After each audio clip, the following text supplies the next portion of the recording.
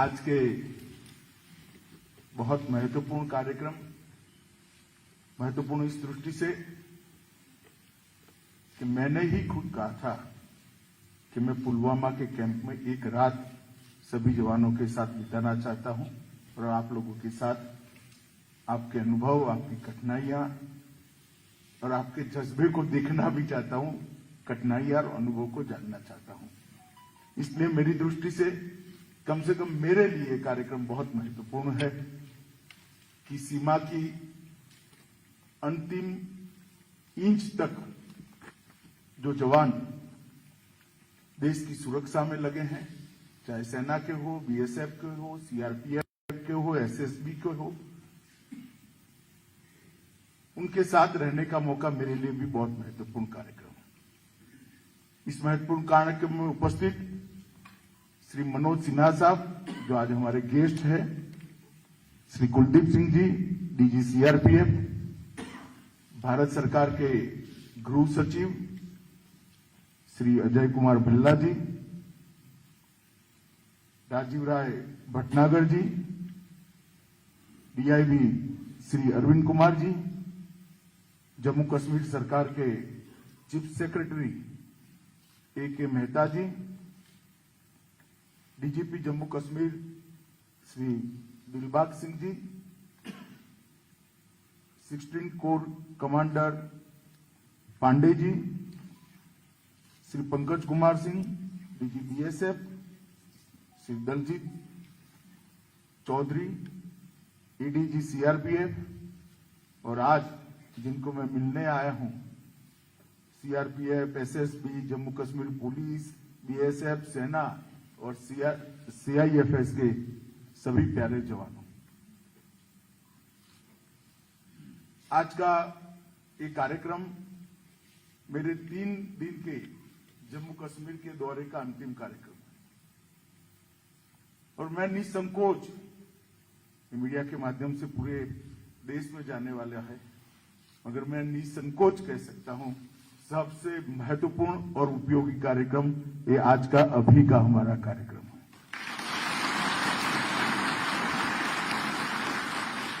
क्योंकि पहले भी मैं गुजरात सरकार में गृह मंत्री था, गुजरात में एक सरहदी सुरक्षा विभाग भी हुआ करता है, सरहदी सुरक्षा विभाग का भी मंत्री था। उस वक्त कच्छ की सीमाओं पर बीएसएफ के जवानों को मोर्चा संभालते हुए, देश की सुरक्षा करते हुए मैंने देखा है। हमारे यहां एक बहुत कठिन क्षेत्र है, बॉर्डर पर फेंसिंग हो जाने के बाद हरियामी नाला का जो हमारे यहां एक क्षेत्र है, बहुत कठिन क्षेत्र है, और जिस मुस्तैदी के साथ दिन रात देखे बगैर मूसलाधार बारिश हो या चिलचिलाती धूप हो या हड्डियां गलाने वाली ठंड हो, बीएसएफ के जवानों को मैंने वहां तैनात देखा है। उस वक्त से मैं मानता हूं कि आप लोग -43 डिग्री टेम्परेचर से +43 डिग्री टेम्परेचर में राउंड द क्लॉक 24 घंटे देश की सुरक्षा के लिए अलग अलग जगह पे मुस्तैद है। इसीलिए रात को देश सो सकता है, इसीलिए देश चैन की नींद सो सकता है। और देश के अंदर जो विकास का काम चल रहा है, 2014 के बाद, मोदी जी के प्रधानमंत्री बनने के बाद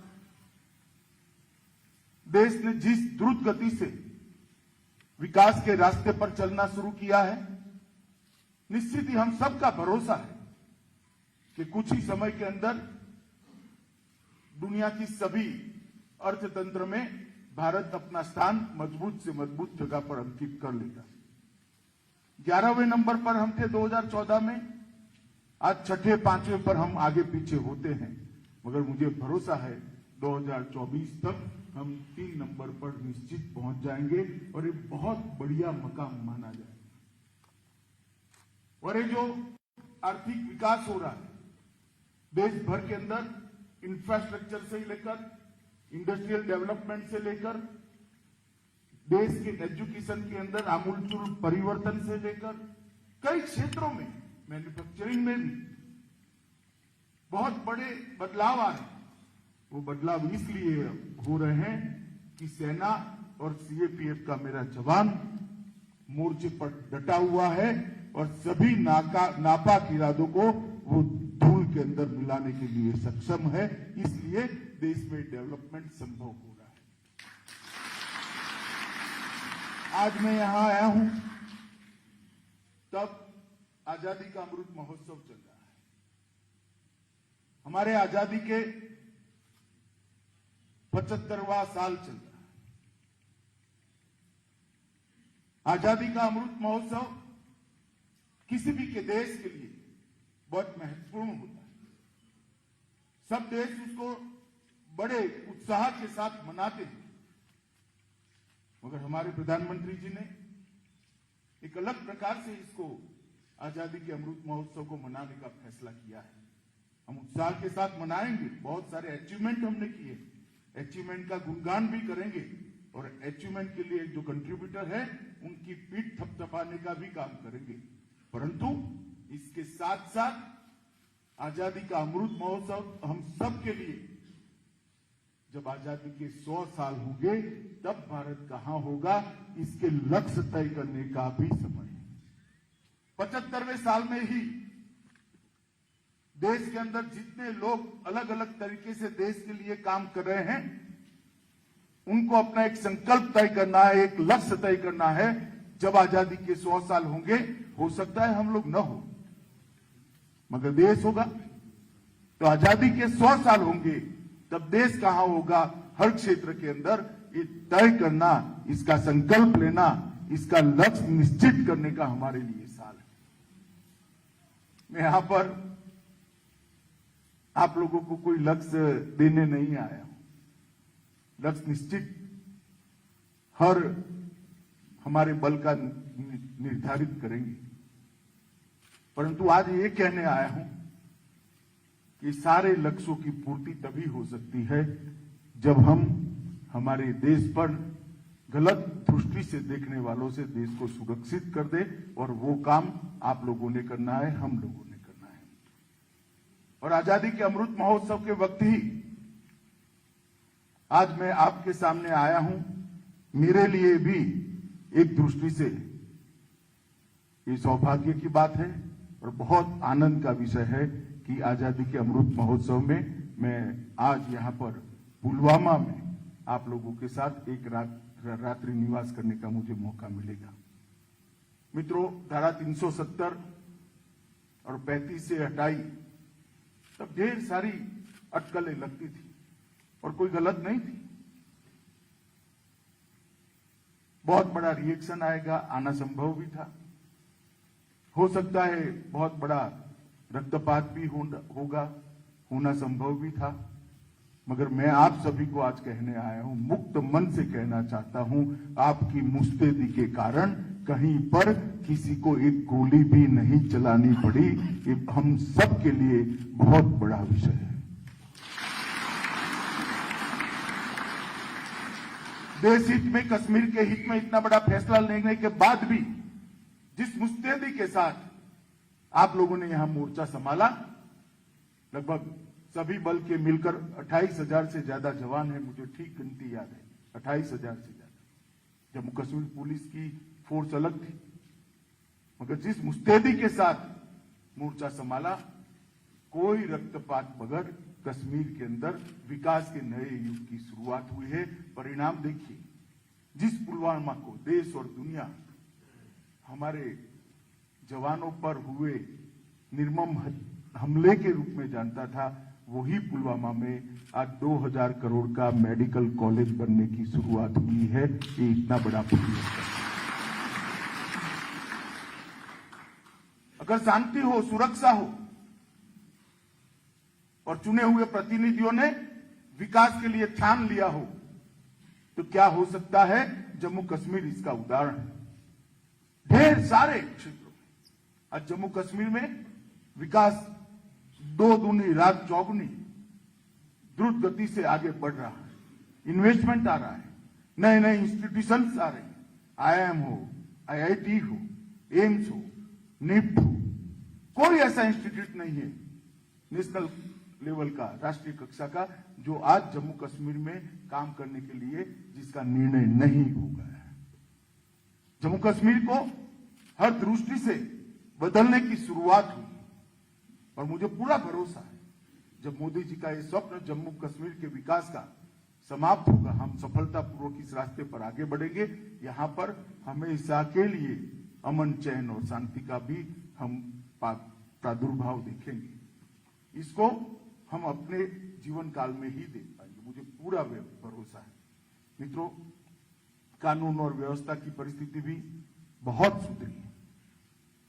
मैं कोई बहुत आंकड़े देना नहीं चाहता, परंतु इतना जरूर बताना चाहता हूं, मैं 90 के दशक में भी आपको ले जाना नहीं चाहता, जब यहां पर चरम सीमा पर था। सिर्फ 2004 से 2014 का 10 साल का एवरेज देना चाहता हूं। आम नागरिकों का मृत्यु उस वक्त कुल 10 साल में 2081 हुआ था, तो 208 आम नागरिक सालाना मारे जाते थे और सुरक्षा बलों के 105 जवान मारे जाते थे। और 2014 से लेकर 2021 तक ये आंकड़े हम देखें तो सुरक्षा बल के जवानों में शहीद होने वालों की संख्या 105 से घटकर 60 पर रह गई है और नागरिकों को मारने की घटनाओं की संख्या और व्यक्तियों को मारे जाने की संख्या 208 से घटकर केवल 30 रह गई। ये बताता है कि इस फैसले को जम्मू कश्मीर के अवाम ने भी स्वीकारा है और आपकी मुस्तैदी ऐसी है कि इसमें खलल डालने वाले सफल नहीं होते। चाहे जम्मू कश्मीर पुलिस हो, मेनली सीआरपीएफ, जहां तक बॉर्डर की सुरक्षा का सवाल है सेना और बीएसएफ, एयरपोर्ट की सुरक्षा का सवाल है सीआईएफएस, मदद में एसएसबी के भी जवान यहां पर लगे हैं। इस सबने मिलकर कानून और व्यवस्था की परिस्थिति को बहुत अच्छे तरीके से संभाला है। इसलिए मैं देश के गृह मंत्री नाते इस सभी बल के जवानों को आपको प्रतीकात्मक समझते हुए बहुत बहुत साधुवाद और उनको अभिनंदन देना चाहता हूं कि आपने बहुत अच्छा काम किया है। पत्थरबाजी की घटना भी अगर ढूंढ कर ढूंढनी पड़े तब नजर में आती है। एक जमाना था कि कश्मीर के अंदर पत्थरबाजी आम, आज पत्थरबाजी की घटनाओं में भी बहुत कमी आई, मगर मैं आज आपको कहना चाहता हूं कि इससे हमें संतुष्ट होने की जरूरत नहीं। 30 नागरिकों की भी जान क्यों जाए? आतंकवाद के प्रति इसके विरोध में नरेंद्र मोदी सरकार की जीरो टॉलरेंस की नीति है, हम इसको सहन ही नहीं कर सकते। ये मानवता के खिलाफ, और जो लोग इस गतिविधि में लिप्त हैं वो जघन्य कृत्य कर रहे हैं और उससे आम जनता को बचाना, कश्मीर को बचाना और उनको सुरक्षित रखना हमारी प्राथमिकता होनी चाहिए, हमारी प्रायोरिटी होनी चाहिए। और जब मैं सीआरपीएफ के कैंप में आया हूं तब सीआरपीएफ का एक उज्जवल इतिहास है। अभी पुलिस दिन गया है, अभी गया है। सभी सीएपीएफ और सभी राज्यों की पुलिस के लगभग 36,000 से थोड़े कम मगर 36,000 कह सकते हैं, इतने जवानों ने अपना सर्वोच्च बलिदान इस देश की कानून और व्यवस्था और आंतरिक सुरक्षा को संभालने के लिए दिया है। सीआरपीएफ के भी 2200 से ज्यादा जवान शहादत को खुद ही निमंत्रण देते हुए इस देश के लिए सर्वोच्च बलिदान दिया है, हम उसको भुला नहीं सकते। कल सुबह मैं जाने से पहले शहीद स्मारक पर सभी देश के पुलिस बल के जितने भी जवान शहीद हुए हैं उनको प्रतीकात्मक रूप से सीआरपीएफ के शहीद स्मारक पर श्रद्धांजलि देकर ही यहां से जाऊंगा। मित्रों, मैं एक और चीज की ओर आप सबका ध्यान दिलाना चाहता हूं। नरेंद्र मोदी सरकार ने सीएपीएफ के जवानों के लिए ढेर सारे काम करे। 1300 मकान बनाए, कई पोस्ट बनाई है, कई बंकर बनाए हैं, कई प्रकार के छोटे छोटे सुधार भी किए हैं। हालांकि इससे आपकी सभी तकलीफें दूर हो गई ऐसा मैं नहीं मानता, परंतु काफी गति बढ़ाई। भारत के वीर के अंदर कोविड की ड्यूटी करते, मतलब कोविड के खिलाफ लड़ाई की ड्यूटी करते करते जो जवान हमारे बीच में नहीं रहे, उनको भी शहीद का स्टेटस देकर हमने भारत के वीर से कंट्रीब्यूशन उनको देने का तय किया। परंतु एक चीज पर मैं आपका जरूर ध्यान दिलाना चाहता हूं, और मुझे इसमें यहां पर जो सारे डीजी भी बैठे हैं और सारे जवान भी और आईजी कक्षा के, एडिशनल डीजी कक्षा के अधिकारी भी बैठे हैं, मैं सबको कहना चाहता हूं कि अभी हमने शुरू किया है आयुष्मान सीएपीएफ का कार्ड देना। वैसे तो कुछ महीना इसमें थोड़े लेट हो गए हैं, मगर अब इसमें कोई गतिरोध नहीं। मेरा आग्रह है कि हर जवान को 2 कार्ड दिए जाए, एक जवान अपने पास रखेगा और एक अपने परिवार में दे देगा। भगवान न करे आपके परिवार में कोई भी बीमारी आती है या इस प्रकार की आफत आती है, तो आयुष्मान भारत कार्ड से आप अनलिमिटेड आपके परिवार का सारा मेडिकल का खर्चा दिए बगैर पूरा उपचार कर सकते हो। कोई बिल देने की जरूरत नहीं है, कोई एप्लीकेशन देने की जरूरत नहीं, कोई धक्का खाने की जरूरत नहीं, कोई जरूरत नहीं। ना आपको बिल अप्रूव कराने के लिए यहां इतने सारे कागज जमा कराने, कुछ नहीं कराना है। घर में एक कार्ड दे देना है। एक कार्ड के अंदर ही इनबिल्ट होंगे आपके सारे परिवारजनों के नाम, सारे परिवारजनों के नाम, और वहीं पर वो स्वैप कर पाएंगे। तो मित्रों, मेरा आप सबसे आग्रह है कि इसके इम्प्लीमेंटेशन के लिए विशेषकर जो अधिकारीगण वो पूरा ध्यान दें और उसको नीचे तक परकोलेट करें, क्योंकि जब आप यहां सीमा पर होते हो, पुलवामा जैसी जगह पे होते, जम्मू कश्मीर में पोस्टिंग होता है, तब भारत सरकार का दायित्व है कि आपके परिवार की चिंता आप पर नहीं होनी चाहिए, भारत सरकार पर होनी चाहिए। और ये संवेदनशीलता के साथ हमने इस योजना को लागू किया है। मित्रों, मैं बहुत ज्यादा बात करना नहीं चाहता। फिर से एक बार जिस मुस्तैदी के साथ आपने जम्मू कश्मीर सेक्टर हो या वामपंथी उग्रवाद का हो या नॉर्थ ईस्ट का, सभी सेक्टरों में मोर्चा संभाला है, कम से कम मैं तो आश्वस्त हूं कि सीआरपीएफ का डिप्लॉयमेंट है, कुछ नहीं होने वाला है। देश में कभी भी कहीं पर भी दंगे हालांकि अब कम होते हैं, अच्छाई है कम होते हैं, मगर कहीं भी दंगे होते हैं, चुनाव होता है तो राज्य के मुख्यमंत्री का फोन आएगा तो मुझे तुरंत कहेगा, भाई साहब रैपिड एक्शन फोर्स और सीआरपीएफ को भेजिएगा। ये जो क्रेडिबिलिटी बनाई है हमारे लोगों ने, ये विश्वसनीयता जो खड़ी की है, एक कठोर परिश्रम और बलिदानी जज्बे के कारण खड़ी हुई है। मेरा आप सबको आज विनंती भी है कि परंपरा को हम आगे बढ़ाएं और उज्जवल बनाएं, और आने वाले दिनों में अच्छे से अच्छी पढ़ाई लिखाई करने वाला व्यक्ति भी सीएपीएफ में ज्वाइन करने के लिए अपने आप को देश की सेवा का जरिया समझते हुए समर्पित करे। इस प्रकार का उज्जवल इतिहास हम सभी सीएपीएफ का बनाएं।